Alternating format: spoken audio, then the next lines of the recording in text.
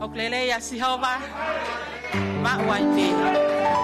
Hallelujah. Frafeta iki. Ka famalo ke otua ko enekelesi. Kone ofala ku Noa. Ke me amai ihena pa utu watu iheni. Ko ekelesi mo mesi ai otua. Kai hatangahi nga ue teria na tapore pore ai. Frafeta iki pe a Oko tui oku ikai ke whatatare toko taha kotoa pe ke lava mai ke ono sai one. E tau ke whakakato e tau ngahi. Polo kalama ai siase o father's house. Pe a oko fia ke lava mai he fiafiko e ni. Neongo na tau whakataha i he aho sāpate. Pe au tau tuku whakataha pe aho sāpate. Tuku kehe ngahi department mo nau ngahi polo kalama. Kako fia ma upe ke lava mai ke tau Peha aki, ko mea lerei, ai tau feohi, whatala mai he toko wakon ko salone. Ko e tau wha feohi, o kune hanga langa ki ai ke tau mo ui fe ofo ofani. Whawheta iki heiki, o ku ke tui ki ai, whawheta iki heiki, siase o tamai. Pea kou lau ko tāpu aki, ai ke i omi ai whainga maari e ko eni. Ko e haha mea ko o mai ke tau whai he siasi, tau whai ake ai kotoa. Koe o tua ia tene tok whai hono tāpua ki aki tau tolu, koe haha mea te tau whai. Tau whai loto le rei pe ngā oe ka inga, hange koe teu koe e tau konferenisi. Whawheta iki he iki, tau maua e loto toa. Mau e foi mafu, pe koe foi mafu wawau, pe koe foi mafu haapai, pe koe foi mafu, koe tui koe mafu koe kauniwa ku fefek. Whawheta iki he iki, ka funga waka ni maho te pire pia koutui e lava pe ia to e hau tafe mai ke whanga ki te pire ko he tafa aki na e tala mai e mata ka te au ke mao ka mata e so pingi mai ki he teu e te pire ka mata pe me he poulu laki o mai pau pe he loto pe o ka pau te ma o mai e poulu pe tuku pe poulu e funga te pire pe aho ware pe ko mana pe ia yo fonu ia he kiki ke Maka wheta i he eiki ka inga neongo e lahi e ngai whatongia ka kua pau pe ke whai aki pele rei taha koi pila ia o kai ke tu e pila ia he akoto pila i he wike kotoa pe ka kua pau pe ke whakakakato ka kua pau pe ke whai aki pele rei taha Hallelujah. Whawheta iki he eiki. I he fiafiko e ni ka inga. Oku tui, oku iai ai loto honga ia. Paku iai ai loto whaka apa mo oni. Ke kei tuu pe ke whafofo ngai e tau. Tangata eik whai whekau. Koe pania e otua. Koe whafofo ngai e otua. I mamani ka te tau tolu. Ki hono siasi. Koe whai whekau. Ke talitali aki mau tolu. Ke lau maria lerei pe toko ni ka o mao no hoa. Pehe ki he fofongai whae, fofongai tamai, talavou mo e fine mui. Ai talitali fia aki mau tolu. I he loto vela, loto maafana. Ke talitali aki mau tolu siasi. Pe ako apau ki ahi a ahi o kuikai ke lawe i atu koe. Patawan ke otua mafi ke ne ke ihanga. Pai tape kina o mo ngahi mo ui. Koe o tua tene whai ho tau whakakakato. Koe ngā aue a whiri, ia koe ke aue a whiri. Koe o tua lahi, koe o tua whakaofo tau hiki ai. Koe ne o wha, koe ne ongo lahi ai ngā aue a whiri, lahi e ahi. Ka oku toi hanga pehe o tua ia o mai e hala ke ta hao ai. Koe ta tō koe ke whai ngata a koe whiri a au. He koe ngahe ko o si omi peko si tohi he ne wholofola. O ku hanga he o tua tu o mai e ngahi ahi whakafou ai e ta mo ui. Pea i he taimi ta tau o kune toi omi pe mo e hala ki ta hao ai. Whawheta iki he eiki. Pea i he fiafi koe ni talitali fia ki mo tolu. Tala mai koe o ku hau e tau tu i me e tau whanongo. O ku tau i he ni koe ngā pe koe ne wholofola ke ne hanga wa koi. Ako nā ki i pia waloki ai e ta mo ui. O ka pau te ke tari e waloki, o tui koe aho i e whai e ho whaka mo ui. Pea, tala mai i he tohi koe ne a sione. Sione vahe tolu e stahao no whakaloto lahi a ki taua. A mana ke te whai e ta whoake e fia fiko e ni. Oua na ke foi o tofu a whakaloto lahi e ta mo ui ki he whoaki. Oku aunga lahi ho o whoaki, po ek whoaki, ki he ngā ue ai siasi. Tolu a sione vahe tolu e stahao no tala mai na e ofa pehe ai otua. Na ane whoaki. Hono alo na e toko tahape. I kai to yaha no tatau na ane whoaki hono le rei taha. Ngā peke kata mau ai mo ui. Tala mai na ne fua e ongo siana ne fua e ia ai mafasia. Kata mau ai fia hange koe hiwa na tau whanongo ke hene om he kauta mea. Whakawheta iki he eiki. Kore ke he ongo asa ke na unu mai. Tā ke o mea awhuke ni. Pai aki ho le rei taha he fiafiko ni, o fuaki ke otua, koe otua ia tene whai ho tāpuaki i. Whakawheta iki he eiki, haleluia, kau hiwa ke ne omi hahiwa mo tau tōru. O kuwa me ai tai mi, ke whelo aki mo tau eiki. O kuwa me ai tai mi, ke whelo aki mo tau eiki. O kuwa me ai tai mi, ke whelo aki mo tau eiki. Hallelujah, hallelujah, whelo aki mo tau eiki. O kuwa me ai tai mi, ke whelo aki mo tau eiki. O kuwa me ai tai mi, ke whelo aki mo tau eiki. O kuwa me ai tai mi, ke whelo aki mo tau eiki. Hallelujah, hallelujah, whelo aki mo tau eiki. Haleluia. Tau hanke o tua he lotu. O tua mafi ko koe kai mau tamai tai ngata a Fiona. Ei ko mau ilo whapapau ko koe ai tu i ngai tu i, ko koe ai ei ko ngai eiki. Koe o tua koe kui kai ke ia e ata whetoa ki. Ei ko mau whakamalo, mau whakawhetai, koe taula mahau ai a Fiona, ke whai ke mau mo ui si tu, mau te au sia e fiafi koe ni.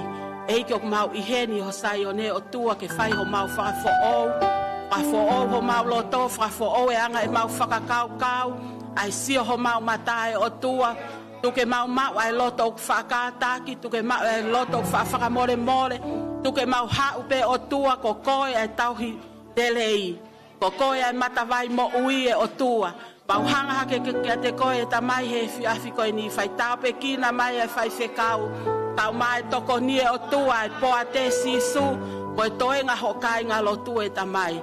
I longa ngahi mea e o tua ku mau, unu mai moi he fiafi koe ni, tuke mau te kaki pe kia te koe o tua, ko koe te ke toki whai ho mau whakakakato e o tua, mau hanga hake koe mea ofa e o tua na e whaake he fiafi koe ni, whai tāpu ake e o tua, tuke o tua ke aonga e o tua ke ngāwe a hosiasi o tua, e iki halelei halanglangi, a mana ke mau fōua tuai, mau fia ke mau whakafoki, ke whakateunga aki pe a Fiona e a kalaisi o mau whakamo ui.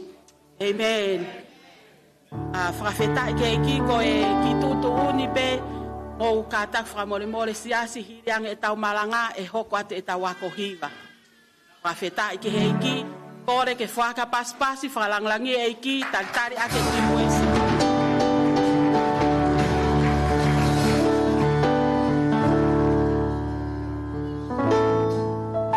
Good church, and all the time. I'd like to ask you please to be all upstanding, and before that let us all wave at the camera, say hello to everyone that's viewing online.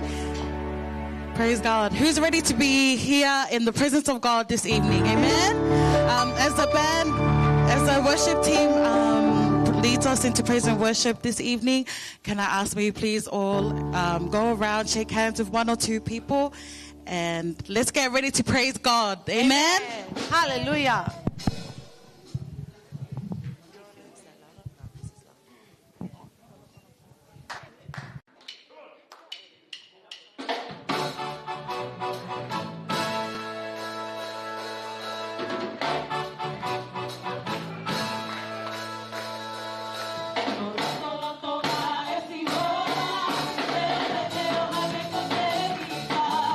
Oh,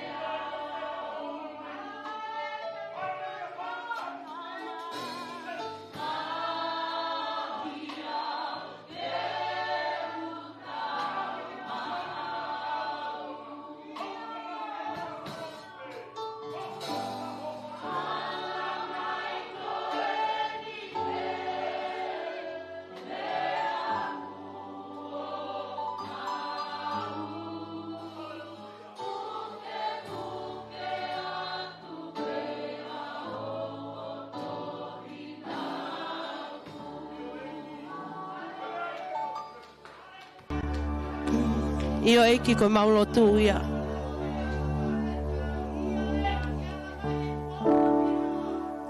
Ke hoko ho fola koe takia ia te ki mauto.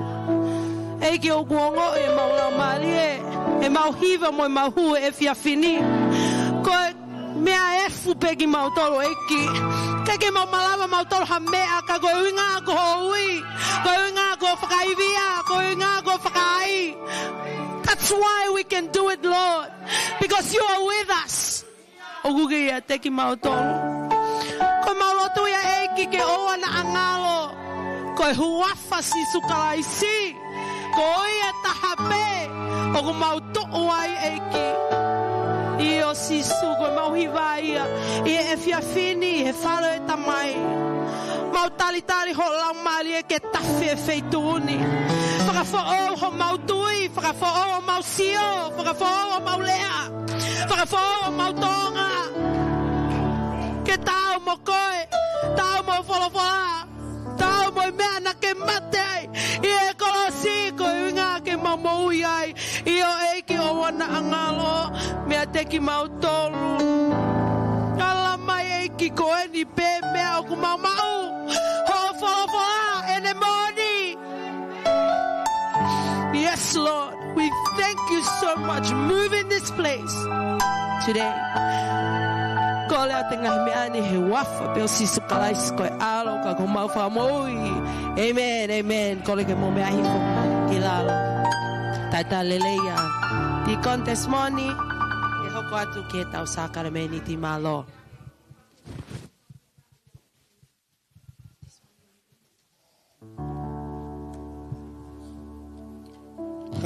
Tauki pas me ke praise and worship team. Hallelujah. Koe lele ia e ki koe na ne ui ai homo ui. Koe ia ke ngalo ia homo ui. Piki tai ki ai.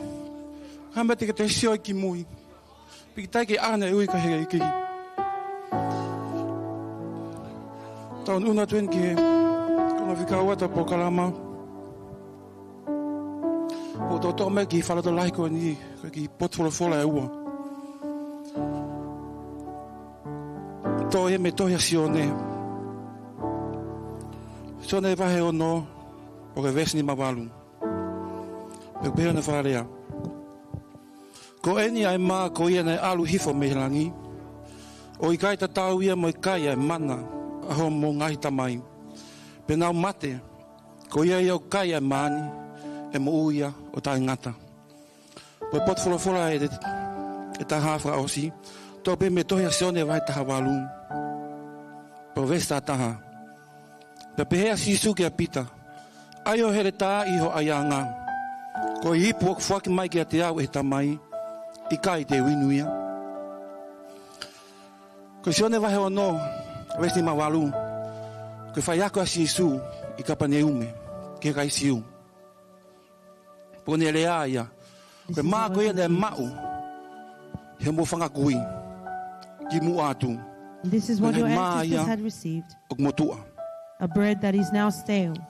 Koe ngai maa e ne kai mea ia tai wasi. Koe tangata koloa ia ini. Na ne tui. Ai tupenu kulokula. Mo li nien mahu inga. Pa ne kai katoanga. E aho kotoa pe. Koe hamene iku ki ai. Koe ne mau me maa motua. Oi ki ke mate. Ko mai ne hanga si ho fanga ka kai Israeli. Ake ma me langi. Ko ma ko ya o kai tolonga ya ta ngata. Ko ma ko ya fa taimi pe. That bread is only ko ngai ma mo tu aya. The old bread. O fe kuki ai ka kai he tai nimi. Which many people still struggle with this time. Ko ma anga hala. Is the bread of sin. Ko ma ha ko mo si sukalaisi. But the bread that Jesus Christ ma ya fo is the bread of the new. Bread of life for all eternity. That is why I remind us that his body was crushed for us.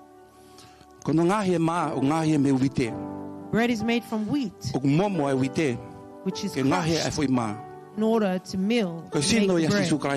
The body of Christ was crushed completely on Calvary.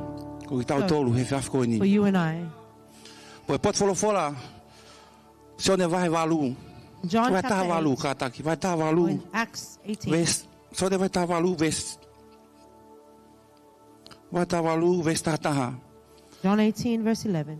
Kalau hoa pe mea I pa ava sisu Few a hours from crucify. there, before Jesus was crucified, Pe ne ngoi ke se mani he mati vai wano wa no. God of Gethsemane, Ko ne lotu e ke tamai.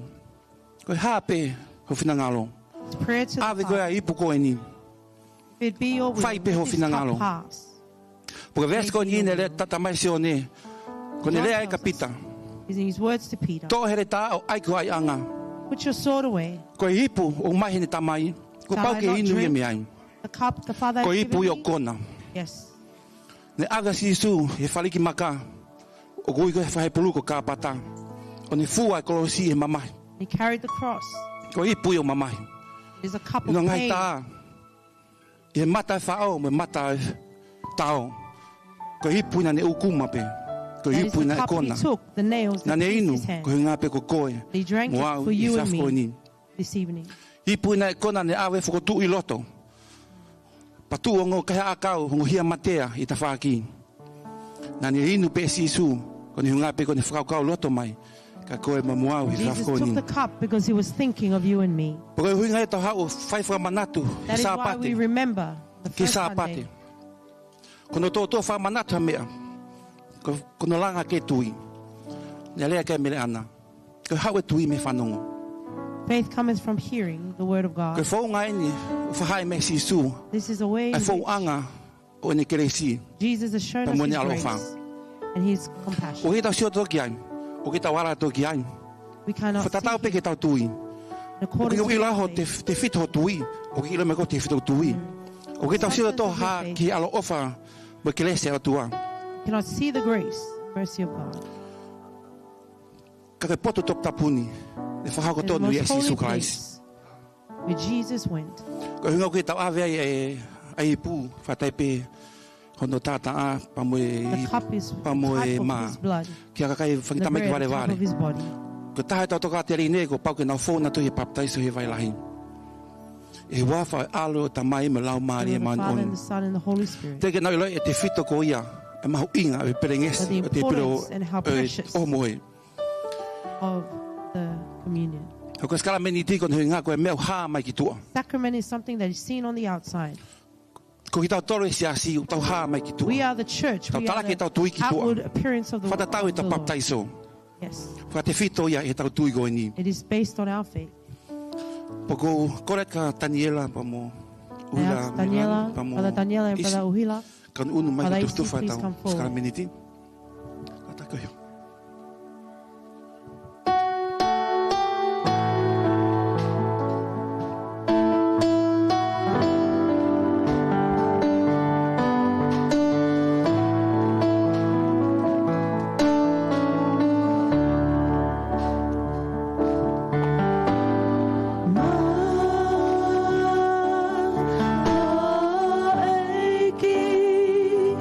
Oh,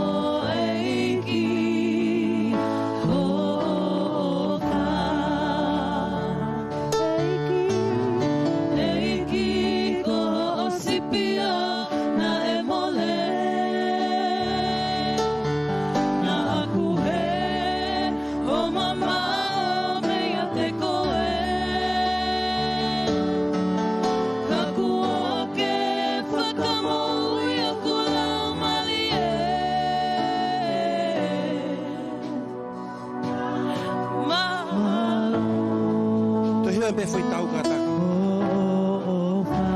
Eiki.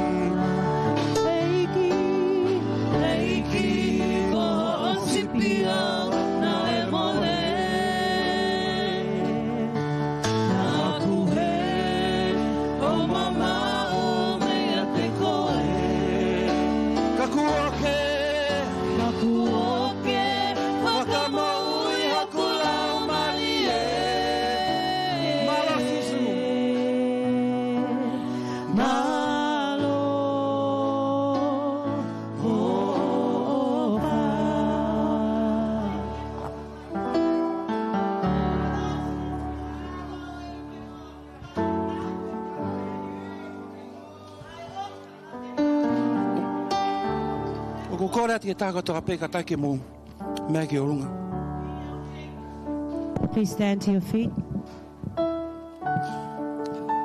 As we took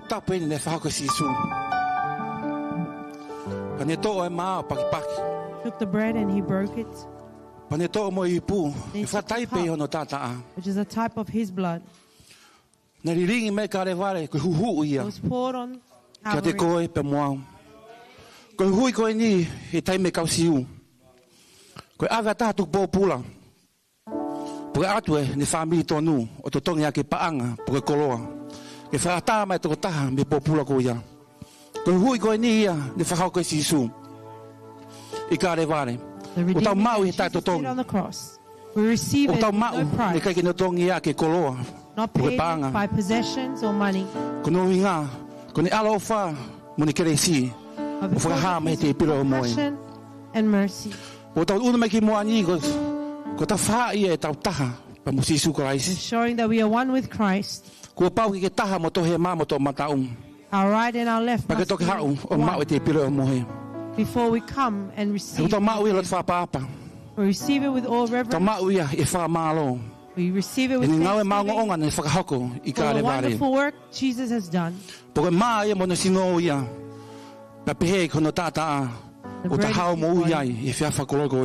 The cup, his blood, we have been redeemed.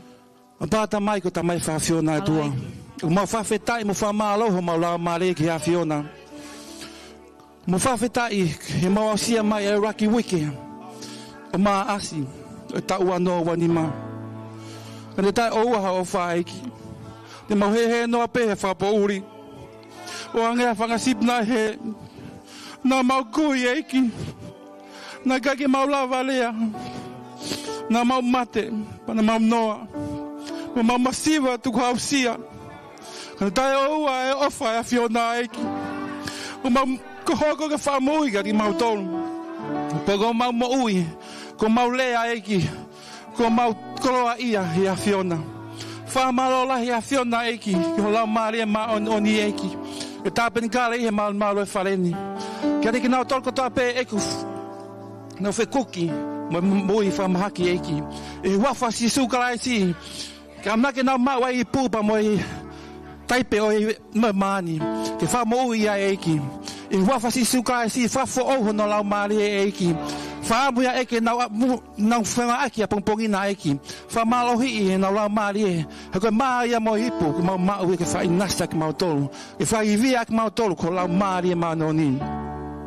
Tau paki e whai kau mono whare. Kau maa toko ni. Pa mono whare. Pua te pa me te kioni. E kau hiwa. Me kau asha. Me toko tako tape mau le whare ni. Mo alatu a loto whakatoki lalo ki a fiona eki. Loto ko i hangai ke loto aisea.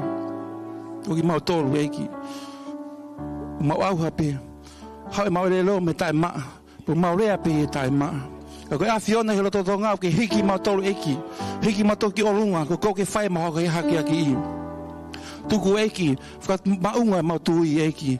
Tari tu e mau tui. Whakapapau e mau tui. Pa whamaho. Uinga e mau tui eki. Tupulaki mo whakotuutu. E mau tui piki tai he ngā ue whakaofo. Ne whai e si suklaisi ka le vare. Nā ne pekia. Ko ne ngā pe. Ke mau mo ui he whawhakoloko ni. Ko le pe ngai meani. He wafa ala ko si suklaisi. Ke ta mau whakataha e maa. Pa mai puni e ala he wafa o tamai me lau maari maa ne oni. Ko re ka hiwa kataki ki vai me fui. Maro eiki. Ki lau miti po la sekoni. Ake whawhetai me whamalo ki eiki. Kanta.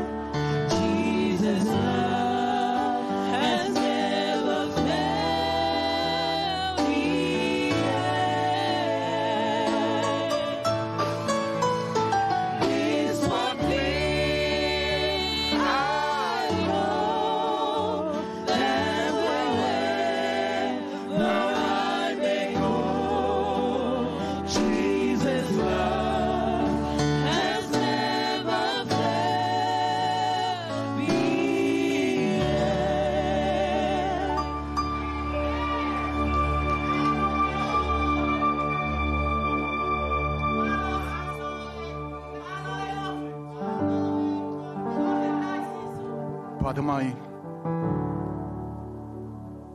O lahi whau e taim. Mau tono no. Pea mau wafe o mau ngai hala pe o mau tolu. E taim tatau. Kei turi mui pe o whai a te mau tolu. Mau whawhetai ki a te koe i he whiawhinu. Mau lea whakataha mo i tangata whau sā mea. Ko e ni pea e aho na ngahu i si homa. Ke mau fia pa mau neke kai. Ke ku whakai e a ho tauhile rei e father's house e a hon. Me he whaife kau o au ke sisi taha. Oku i kai ke ai ha whakatamaki. Ukai ke a mea e hoko. Ki ha taha i he memi pa e father's house. Pea ku mau ilo koe nimalelei. Koe tauhilelei. Koe alo ofa mo e whaimesi mau pe. Ai awhiona tapu kina ki mau tolpa mo e wholofola. I he whiawhini eiki. Talamai e paula. Koe wholofola kotoa e fuakawa motua. O ku whauia ke hoko koe whakatata ki a te mau tol. Tuke mau ako mihi o wholofola i a honi. Ka ke mau atua e whakapapa mo e gloria mo e nau. Ke a au pe ia he huafa o sisu kalaisko alo. Ka koho mau whakamoui. Amen.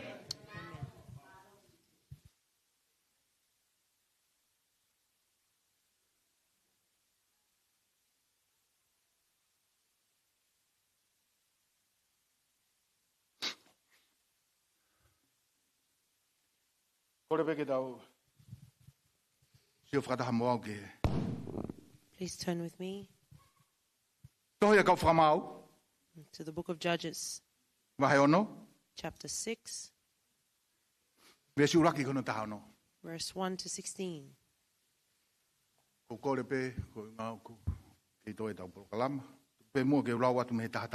Please allow me to read from verse 11. Context e tala noa koe ni, ko tui te ke lawa uia me vesi uraki. Ke vesi ono taha ono, pe te ke hoko atu ke ono osi e tohi. Attain the whole A whakamau wahe context. ono. In Vesi ono Judges taha 6, taha au pehe. from verse 11 it says, Pena hawai ai a ngelo a Sihova. Pea nofo I he lolo oke aiana I o fila. Pena I o sa osi, so asi, o e whanaua a piesa. Pena I hahawite e hono foha ko ki tione o ofi ki tata oanga waine. Ke fufu ia me he kakai mitiane. Pena whakahaha e a ngelo a Sihova kia te ia o ne pehe kia te ia. O kuia te koe a Sihova, a koe ko tangata malohi moto. Pena pehe ki tione kia te ia. E hoko eiki. Ka pau kia te mautolu a Sihova. Ko hako toa ia ngahi meani kia te mautolu. Pea ko I whea ngahi mea mana aia nai tala he mau ngahi tamai kia te mautolu. O pehe, I kai nai omi a ki mautolu e Sihova me ispite. Ka ko eni ko riaki a ki mautolu e Sihova. Pea ko tukuange a ki mautolu ki he nima o I kakai mitiane. Pea nai awhio a Sihova kia te ia o ne pehe. Alu I he malohini o au. Pea te ke whakamoi e koe a Isleri me he nima o I kakai mitiane. I kai kua whekau I koe. Pea nai pehe ia kia te ia. E hoko eiki. E whakamo I I e awa Isleri. Wakai o kumasiva hoku whare I manase. Pea koe si hifo taha pe au I he whare o e kutamai. Pea nai pehe e Sihova kia te ia. Koe moni, te uia te koe, pea te ke ta ia kakai mitiane o hange koe tangata peta. O wheta I ke heiki. Amen. Whamamau I he vesi hono tātolu. Emphasis in verse 13. Ka pau te uki whakanou I pe ai vesi hono tātolu, I would ai whehu I nai whai he tangata koe ko Gideon. From the question that Gideon had, Wa whekau aki pa, mo whaingata na nauto ki ai, regarding the situation they pea had, ko whe o tua.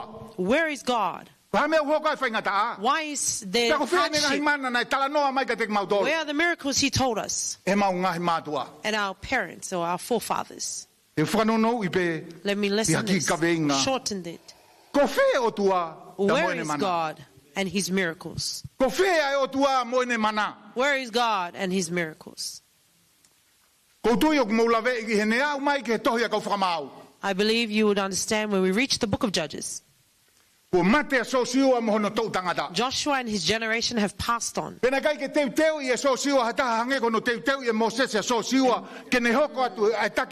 Joshua did not prepare anyone like Moses had prepared him. Therefore, God allowed the judges to lead Israel. You have heard.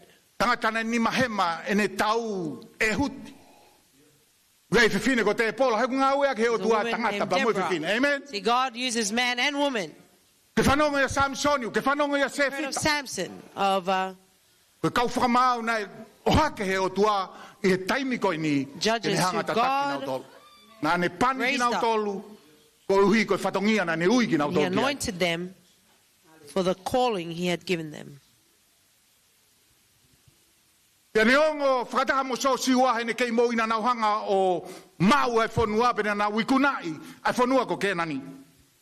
as they overcome the land of Canaan, one of their mistakes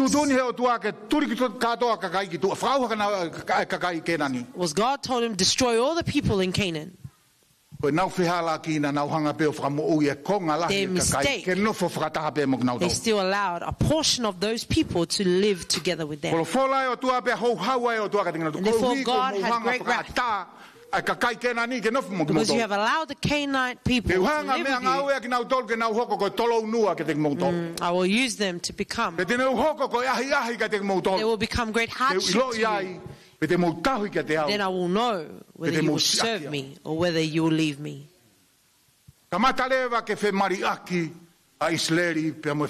there Israel and the house of Canaan began to intermarry. They began to follow the gods of the Canaanite people. And Moses is reminding us the command and the instruction of God. If you are obedient to it, I will bless you and I will protect you. Praise the Lord. And up came this generation. They were no longer obedient to the command that Moses had given them.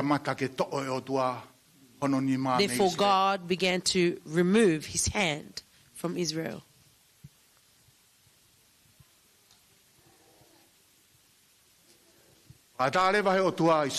God allowed for Israel to be defeated by their enemies. But when they cried to God, he had so much mercy and compassion.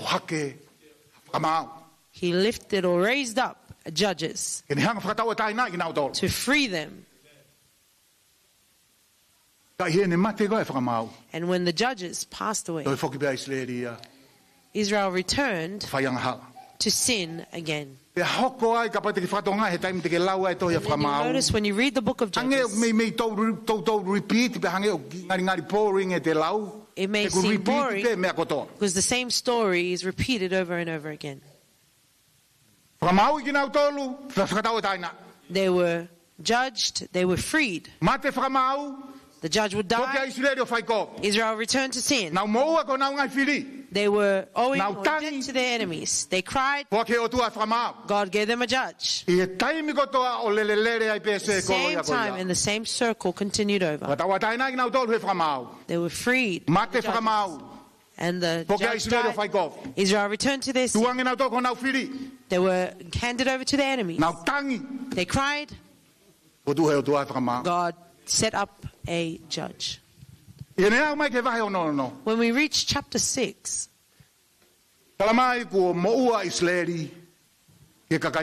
Israel is indebted to the Midian people.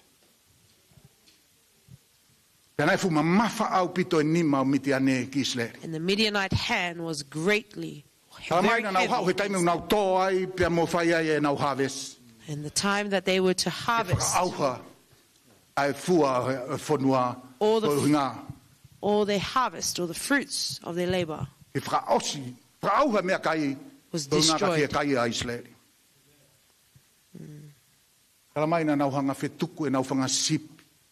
Na kai ki toi hataha e hane sipi, pe koha ne tongki, pe koha ne puru. And Midianite people E took mawha all nima miti ane ki Israeli. how heavy the oppression was on the Israelite people. Pea koe uhi, koe nau manawa he, pea mai nau fie kaia, na nau hola toi toi he And mounga. because they were of their fear and their hunger, they hid in Nau the ngahi o nau ngai mountains, do wha he ngahi ana he feitu he ngahi mounga. They made their Koe ngā- homes Koe nau ili fia ki in miti the ane. caves, in the mountains, because of their fear of the Midian people. Kala mai le whenga mo tau e fitu. Said 7 years Ai pōpula koe na Israeli ki he nima when miti ane. Israel was under oppression. Ko whakau kau. Think about this. Israeli. Israel, Tau pe taha. 1 year. Tane mo tangi he o se tau e taha. If you had cried after Ko the end of swotu he o 1 tua year, whakamau. God would have already set up Kai a tari ki judge. tau e fitu. But they waited for 7 years. Ta koe ne mahino ia ko kamata e futo atu e ofa a Israelia he tui. But He ngahi o therefore, tua ke he. It showed that Ko Israel na loved. familia na tolu pa mo ngahi o tua ke he. They were familiar with the ngā other tau. gods. Kai o se tau e fitu. And after 7 Nei years, toi foki pia Israeli o tangi ke he o tua. Israel then returned and cried out to God. Kai nai whanongo o tua ke he nau tangi. And God heard their cries. E hange koe ne tau whai ki mua. Like he has said, Nani e done O before, hake rewa tangata koe ni ko Gideon. raised up this man, Gideon, Ke ne hanga whahawhi a Israeli me he nima o miti ane. to save Israel Tama from ko the hand of the Gideon e. Midians. Koe whuhai a Soas. Gideon is the son of Joash I he whanau a apiesa. I he whahinga o Manase. from the descendants of Manasseh. I taimina Hawaii e angelo a o tua. When the angel of the Lord came, O ne hanga iloi a Gideone. and he knew Gideon, Talamai koe mea a Gideone nai whai e ne haha wite I he wine press. Gideon was threshing the wheat in a wine press. O kai ke haha wite I he tatao anga waine. You do not Amen. thresh wheat in the Ko wine haha press. wite o whai he tawhatawha ke mo ngā. It is done on the side of the mountain. Amen. Ko ngā te ke hanga lakua ki a savolo ki o lunga I And you wite. throw with Pea the shovel up. puirewa he matangi e kafu ka And then ngangana fo I wite ki the la. wheat will blow away the... O kai te ke haha wite You do not thresh wheat E tatao anga waine. in the wine press. Ka ko uhinga na manawa hea ki te one. But because Gideon was greatly fearful Nani toi ai he tatao hid. anga waine. under the wine press Ko uhi he ne manawa he. E ka kai miti ane. because of his fear of the Midian people. E ka pau e ilo e miti ane. A ene ki haha wite. Because if E the nau tō Midianites ene wite. Te knew, malo pe Hawaii ene mo wite. they would take his wheat and he would have nothing to survive. Ka i he taimi nei Hawaii a angelo pe ne wakai. When the angel of the Lord appeared to Gideon, Nā ne whai e lea e ua. Nei fu whaingata ia puta ki te one kene maino. that was difficult for Gideon to process. Talang he angelo e o tua. And the angel of the Lord said, Sai.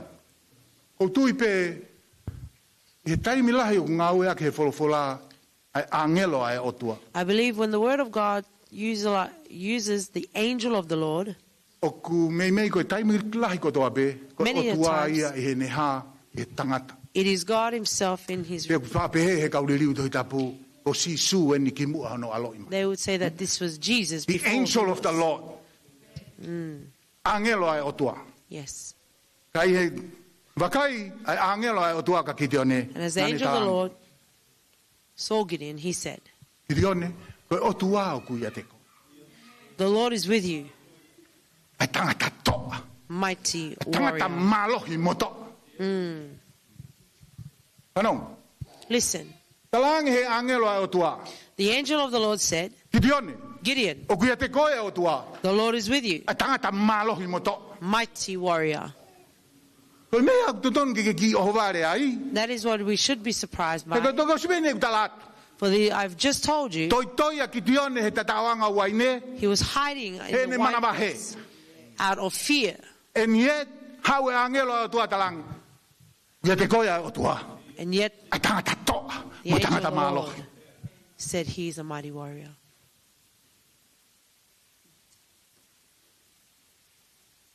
Lolo tonga e ongo i ki tione ko tangata ia ku mana wahe. Whilst Gideon Pea felt kai ke hano like a mahu inga fearful pa ke ne man, lava ha me. Ha mai angelo tua talang tangata malo mo toa. You know why? Mo ilo ha no inga. what is the reason? E koe o tua For God, o ku specialize ia. yeah, I hono ngawe aki e kakai mana wahe. using the Te people ko hono who are full liliu of e fear kakai mana wahe. for when they Ke na hoko change. kakai malo mo toa. Yeah, people from fear to people. Te koen. O kai tene ui e ia ai kakai kene ngawe aki. He doesn't call the O people whakatatau kia te kinau tolu mo mea nau lava. in accordance to Amen. what they can do. O kune Amen. ui e ia ai kakai o kune ui. Calls the O people whakatatau kia ne wakai ki o nau in accordance in how he kahau. Mo mea sees te their nau hoko future ki ai. and what it is they will go through. He called them according to their ability. Yes. Hallelujah. Whawhetai ke eki. Amen. Ton ke amen de ola. Amen. He ke ilo mea une talamai ka te au. What it tells me is this. We are smarter, stronger, Yeah. and wiser in the eyes of God than the people. Hallelujah. Amen. Ko whainga e tutu o tonu tau o mai koe moia ke lotu. Hallelujah. Ka ke tokanga tau ke lau mahai.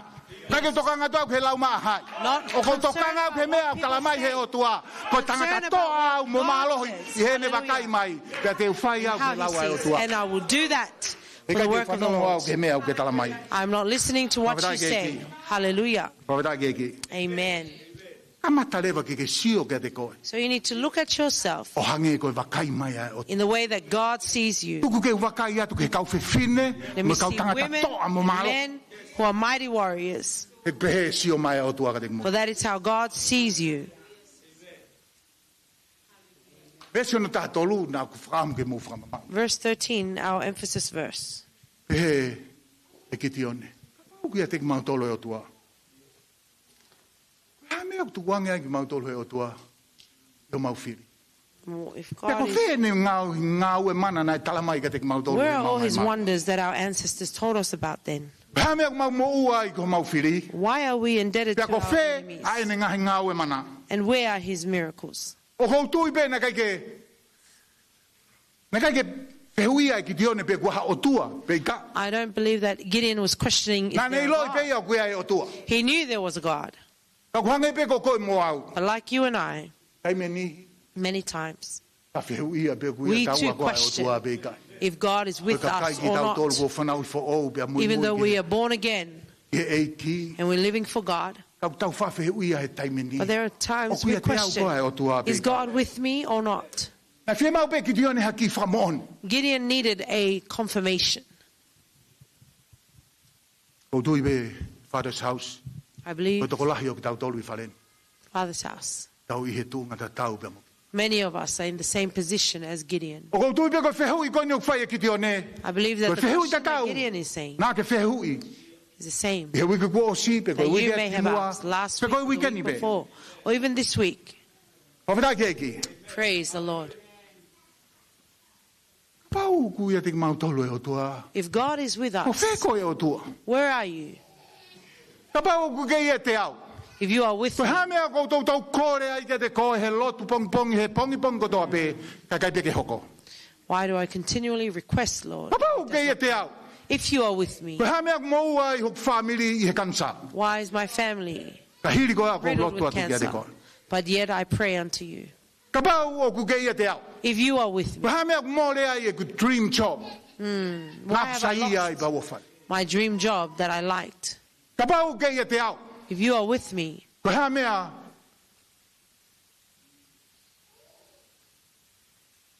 ria ke ia o ku paniti pe ria ke ia o ku ai. yeah.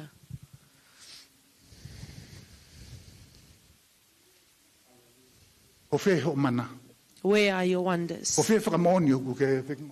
Where is the confirmation that you are with me?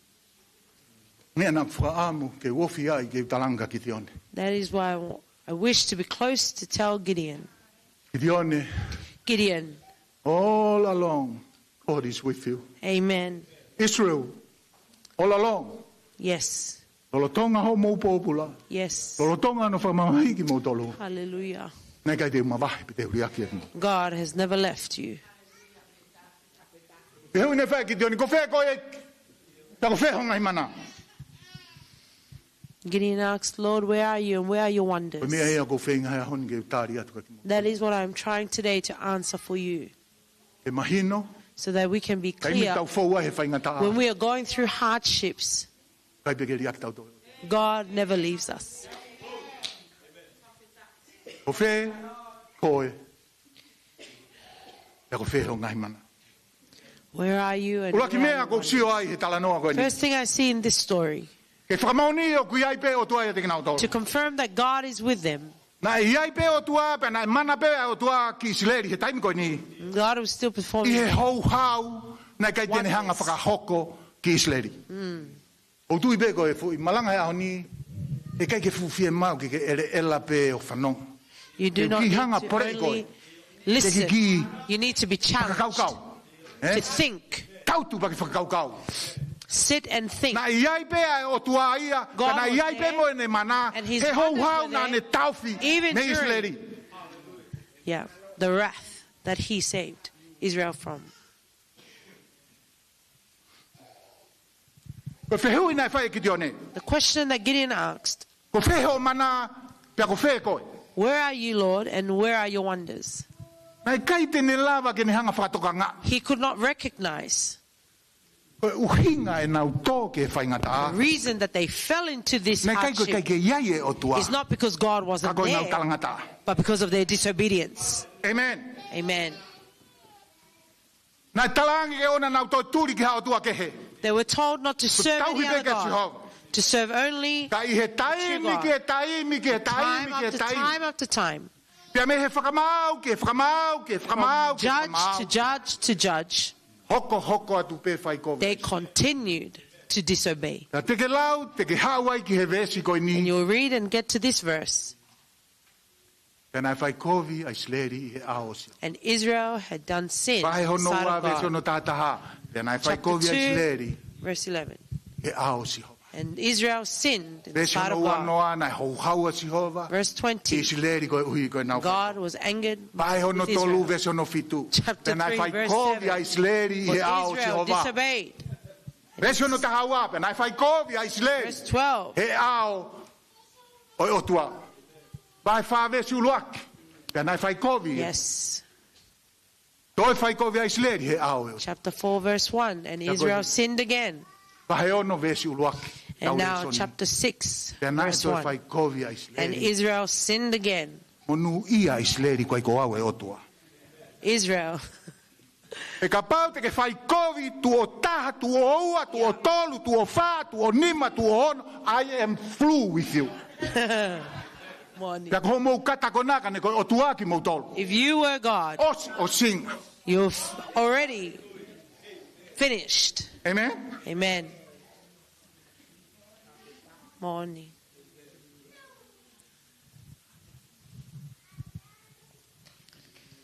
A nihongo e nau whai kovi.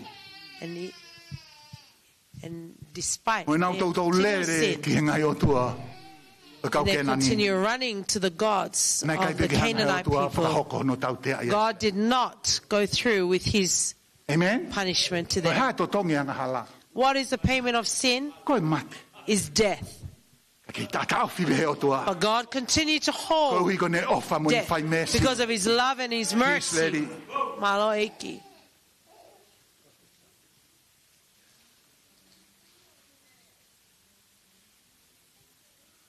Kau tui. I believe Ko mo mea mai koina. as you are seated here today, Ko toko taha ko toka pe. every person here, O kui ai pe ngā taanga ho kātaki. there is an end to your patience. Morning. Amen? Yes. O a upeke kakai uke ofai. And even to the people that you love. A upeke kakai uke ofai. Yes. Morning. Iai pe poini ko osi mo ni There is a kātaki. point where we reach no return. Ko ai nai hata hai ating mo tolu. Is there anyone amongst you? Ko ai hau friend pe kui ai hata ha. Ko As a osi friend na or mo te someone kātaki ako. who your patience has completely run out of? Poloka he Facebooka. Blocked on Facebook? Ona ke toi tā mai ka te Don't au. call me again. Ka sio mai ka te au. E And so if pingi you a pe see ko ha me, mea tau I ia. will turn the other way.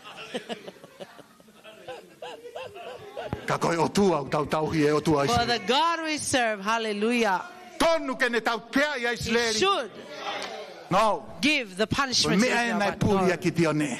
This is Na what iai pe o tua Gideon, ia. God He was tau still there. tea na kai ke ne tuku ke hok. Even in the punishment he did not allow to Israeli. happen to Israel. O tui, I believe ka tau ka tui ki he wholofola. if we believe in the word of God, Toko taha ko toa pe tōnou no. everyone has fallen short, He alo whai o tua. yes, Ka koen.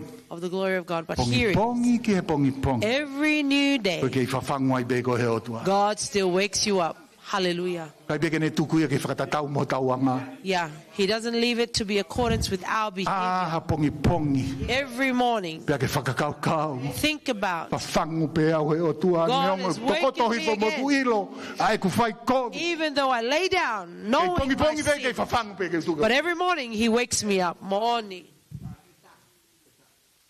Ilo pe au e toko lahi a hen. I know there are many of us here, Talo nau ki si. Ana tomo lau tu tapa. maybe from when they were young, they were reading the word. Oni oni ki nau tō. They are Ako too ki tau righteous. tolu koe ni. But E here are kau us, before Christian. Tau tolu ko tau ilo tau tōnou no he ako toa pe. those of us who Tau know mo we hupu he fall ako. short Aho every tau mo day. humu he ako toa pe. Yes, And yet, yes. fall asleep and God still with us. Hallelujah. Maloi. Pameta ke ki. Pameta ke ki. Na ton ke ilo ki tioni mo Israel. Na iai pe o tua ia. He tau And tea na Gideon kai ne Israel tuku. should know that Ke God whakahoko was ka still te kinau there. tolu. Amen. When he, Ono ua mea na ton ke nau ilo. second thing they should have O ku known, iai pe o tua ia te kinau tolu. God is still with them. Ie ne palo mesi o kune whakakato. In his promise that he has fulfilled. Amen. Amen. Na ton ke ilo ki tioni mo Israel. Gideon Iai and pe o Israel tua should have ia. known. He palo mesi o kune whakakato. God is there in the promise that he has Talange o tua ki fulfilled. tioni. God said, Gideon, Te uia te koe. I am with you. Pe te hanga o tai a kakai o miti ane hange pe tangata peta. Hallelujah. Pameta ke ki. Praise the Lord. Talange o tua. Te uia te koe. God said, I Pe am te ke with you. ta. Pe te ke ikunai a kakai miti ane. And you will strike down the Midianites. Koi ai. Al. Therefore, go. Ko mente ke ilo ai o ko ia te motolu. This is how you will know I am with you. Ho alu o tau When you go to war pa ke ikuna. and you're victorious. Amen. Amen. Tio, na talange o tua. See, God said, Alu go. i he malohi pe o o. In your own might. Alu i he malohi pe o o. Pe te uia te koe. Hallelujah. Taimilahi, Many tau times. tatari ke oreva ke mau e mea kotoa. True. We wait until all things are perfect. Amen. O se kau I tau tolu o tua alu. God has already I commanded he us malohi to pe go. o. Kai toi fie mau ke au kai ha ho tolu e a wha. Not to fast, Kai not ke toi to... fie mau ke lotu tai tuku. You don't need to pray without... Kou, I he malohi pe kona o o. In your own Kea strength, te uia te koe. And Tako I am taimi koe with te ke you. ikuna ai. And when you Te ke ilo I overcome, lewa.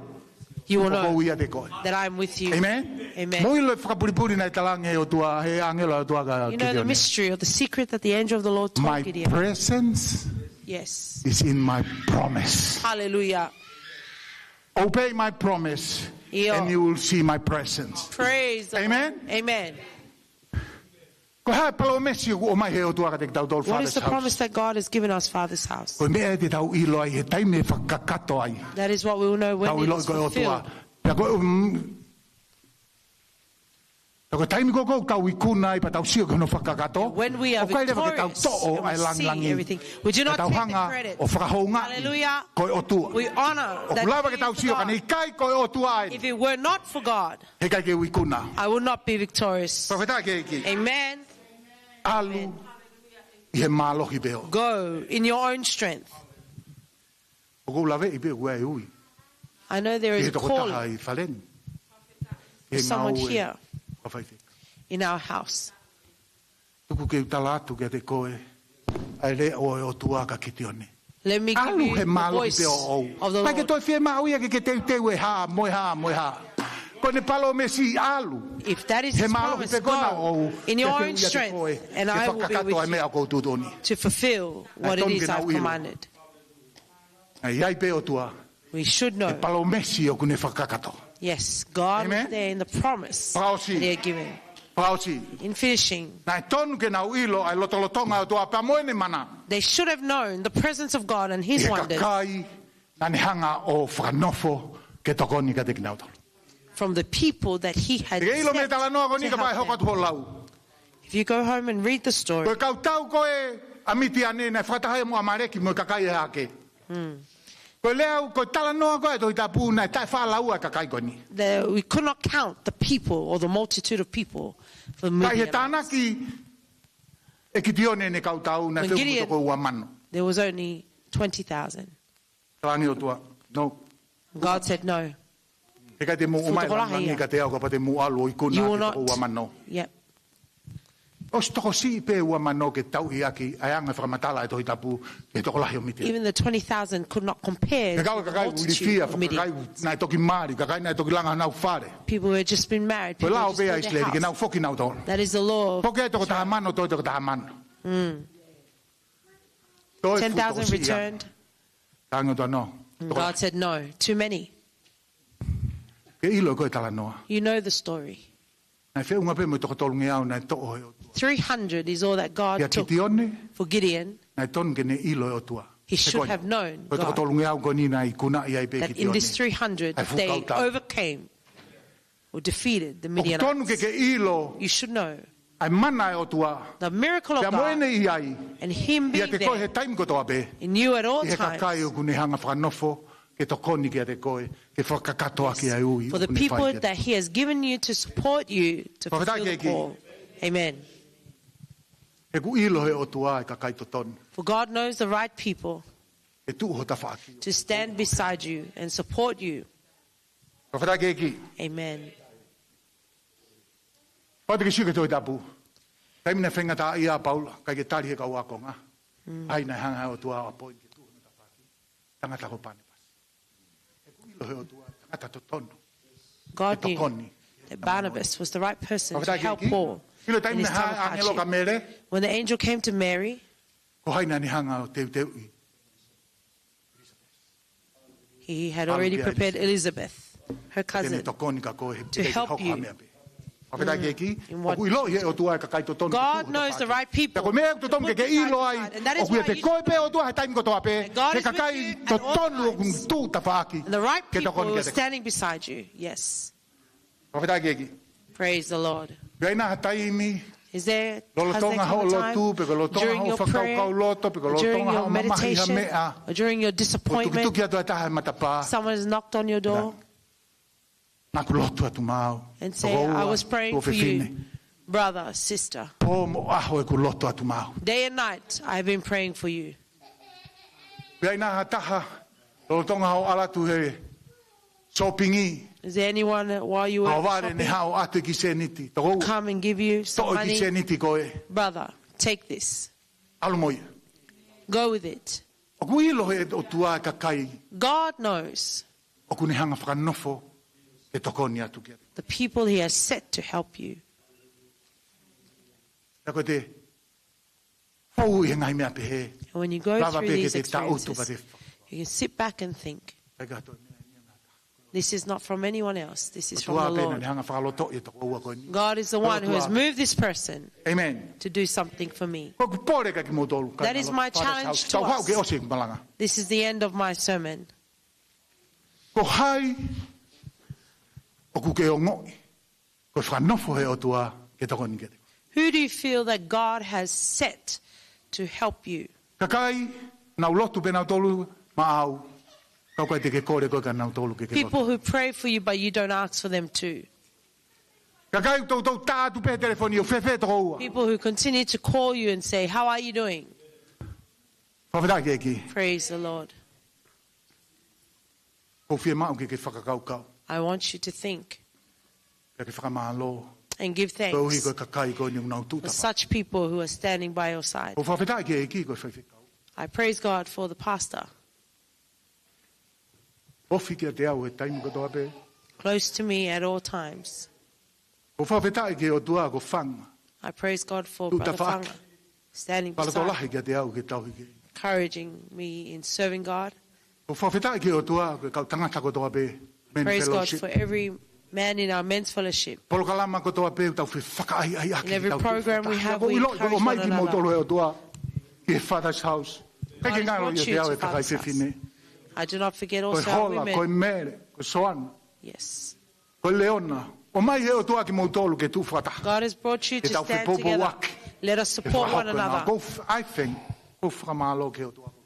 I'm so grateful to God for Ko you. pore i ki mo tolo. Au tu mua anai. Please sit down Kamalo ki o later. toa ko ngā koe Give kakai. thanks to God for the Ne people whakafou mai i ho moui. that He has Pea put nau hoko into your koe life takoni ki te ki mo tolo. to become help to you. Ko whita ki eki. Amen. Inu whakaosi.